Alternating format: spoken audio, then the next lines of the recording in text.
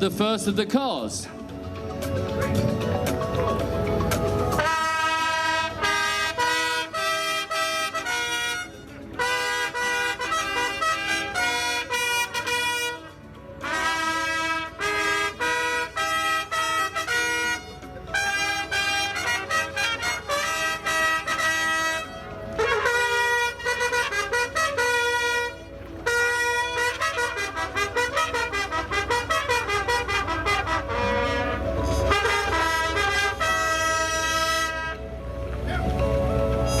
Thank you again to the trumpeters of the King's Troop, Royal Horse Artillery. What a way to start this afternoon's programme. I'm delighted to say the first car we have up today is this 1972 De Tomaso Mangusta, brought to us by John Day. Now, penned by the legendary Giorgetto Giugiaro and built by Ghia, the Mangusta was the first true production car from De Tomaso. The mid-mounted V8 and rear transaxle were inspired by the legendary GT40, and the amazing rear-opening clamshell to access the mechanicals was Giugiaro's own.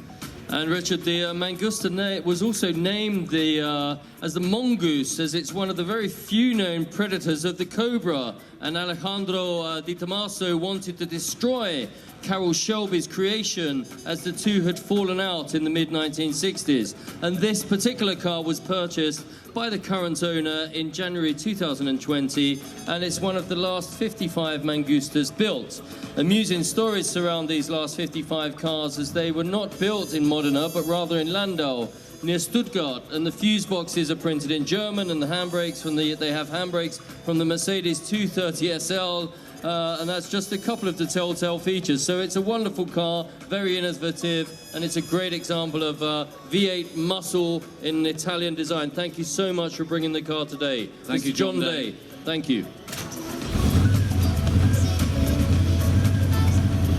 Well, ladies, Your Royal Highness, ladies and gentlemen, next up we have another great supporter of the Concours of Elegance. This is the Mr. James Cooper in the 1969 Aston Martin DB6 Vantage Series 1 Volante, and it's considered by many to be the last real Aston Martin. The DB6 was launched in 1965. Following on from the world-famous Aston Martin DB5, and like so many models that evolve over time, the new model had grown in cubic capacity and power, but also in size, with the new DB6 wheelbase being 9.5 centimetres longer than the DB5. The beautiful fastback lines of the DB5 had a tendency to create high-speed lift, leading to instability, so a solution was found for the DB6 in the adoption of the camtail, which did much to improve the high-speed handling, a feature that is still present on this convertible example, as you can see. And here we have the DB6 in its ultimate specification, not just a Volante, but also a Vantage, meaning the twin-cam 4-litre straight sixes fed via triple Weber carbs, producing 325 brake horsepower. As such, it's rare, being one of only 29 built with fewer than half right-hand drive. It was delivered new to Derek Honeysett, a London-based barrister who was later Deputy Lord Lieutenant of East Sussex. And the car is now a treasured family heirloom, having been passed to the current owner by his father, and reminds him of great times the two enjoyed together in the Volante, and it's regularly enjoyed with the roof down and apparently Rod Stewart on the radio. Thank you, James, for bringing it. Thank you. Good to see you. Well, next, ladies and gentlemen, something rather different. A 1911 Stanley Steemer, model 62 Tourer. This is from a private collection, and Newton, Massachusetts-based Stanley Motor Carriage Company produced the most popular steam-powered passenger cars ever built. And steam cars were quiet, as you can hear, clean, powerful, and fast in many cases. But they were also very complicated to drive. And the Stanley Motor Carriage Company launched its first model in 1897 and was brought to worldwide attention when Fred Marriott, a Stanley employee, broke the world land speed record, achieving 127.66 miles per hour for the fly-in mile in the streamlined, canoe-bodied Stanley Rocket. However, no records were broken in getting these cars underway. After going through the 17 steps necessary to start this car and then waiting 30 to 40 minutes for enough steam pressure to build, a driver could expect to travel about 35 to 45 miles before needing to stop and refill the 28-gallon tank with water. The water was heated by vaporized kerosene.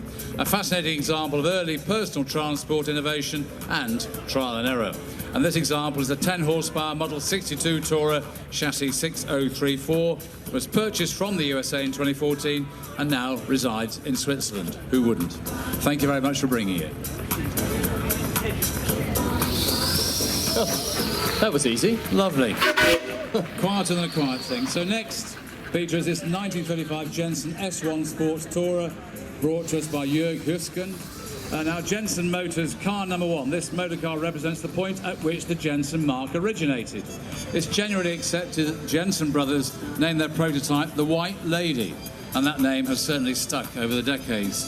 It featured an aluminium body and incorporated an all-new slanted front radiator grille with large chrome surrounded bearing the Jensen Motors wing badge to the centre front, and the radiator was designed by Alan Jensen, helped by his training at Cirque Radiators. It's long and sleek with 3 doors, driver, passenger and side doors, along with a small single door to the passenger side which allowed passengers access to the rear seats. And this particular chassis, the prototype, was fitted with a 3.6-litre Ford flathead V8 producing 120. It wasn't. I have some different information. Right. The others were Ford. So what engine does this have, sir? Right, okay. Well, I stand corrected. Thank you for that. Anyway, the S-Type would become available in 3 body styles, only 8 of which were Tourers, as this car is.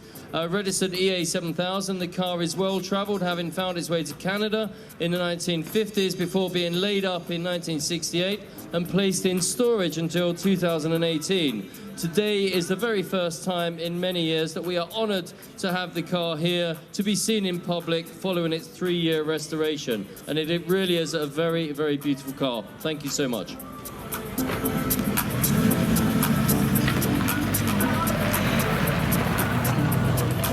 Next we have a 1968 Ferrari Dino 206 GT from Werner van Voller. The Dino name was a tribute, of course, to Enzo Ferrari's late son Alfredo, nicknamed Alfredino, and it was styled by the engineer Leonardo Fioravanti with the classic laid-back driving position and outstretched arms. Every Dino driver feels like a race driver. Do you agree? You've got racing gloves on there, so I think you do agree.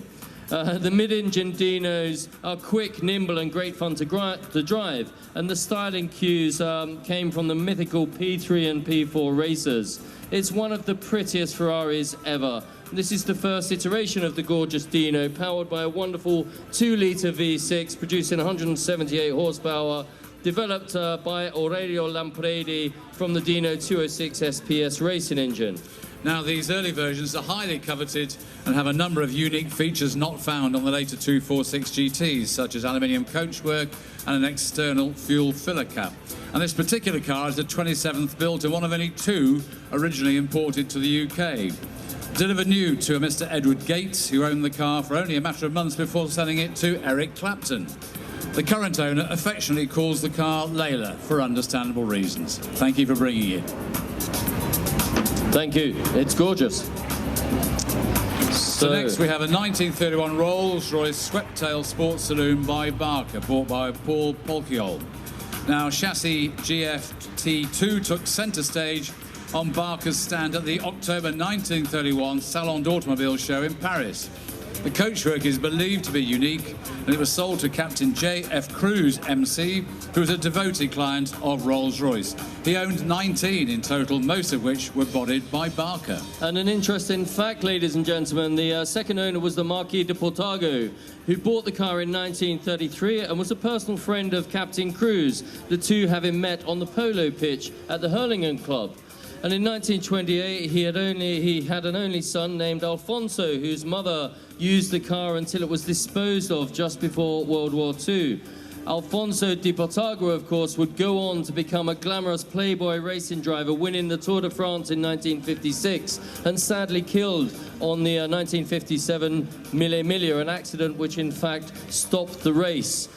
During World War II, the car was in storage in Montpellier Square in London and subsequently sold to an American serviceman based at Bicester who then shipped it to Florida before being repatriated. The car was repatriated to the UK in 1985 and meticulously restored as we see it today from 2008. A very beautiful car. Thank you. Wonderful colours. Love the colours.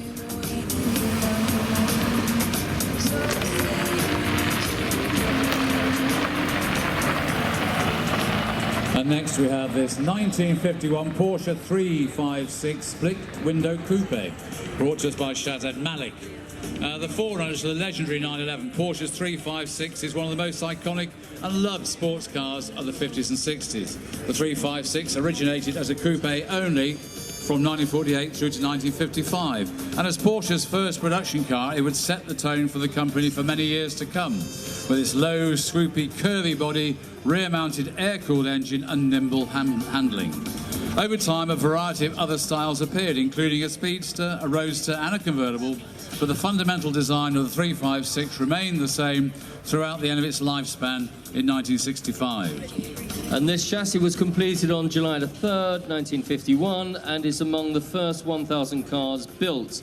Delivered new to Brussels, the car found its way to the USA, and by the 1980s, it was in the collection of Jim Barrington. By 2012, the car was in need of restoration, and an 8-year project commenced with the aim to restore the car in every detail back to its factory specification. And this included using period-correct nitrocellulose paint and an interior retrim by Porsche Classic themselves. And I think the result speaks for itself. Beautiful. Thank you very much. Gorgeous car. Thank you.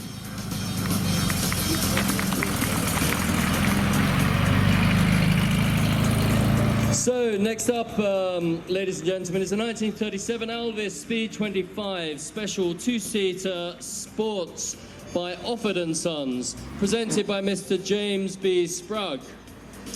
In 1938, the autocar said of Alvis, in the scheme of things, there are cars, there are good cars, and supercars. The Alvis falling into the latter category. Do we agree with that, sir? I think we do. Good, thank you. Alvis built the rolling chassis and left the rest to the expert coach builders. In this case, the chassis was dispatched to Offord & Sons for its bespoke coach work and was featured in the autocar on May the 20th, 1938. And as you can see, it's one of the most beautiful Alvis designs and a fine example of the mark, which had earned a reputation building sporty yet highly luxurious motor cars for discerning customers.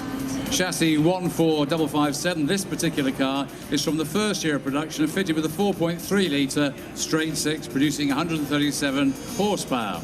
The current owner has thoroughly enjoyed the car since 1995, taking it on many tours and winning many accolades, including the Gwen Graham Award for the most elegant convertible at Pebble Beach in 2002. Jim, thank you for bringing the car.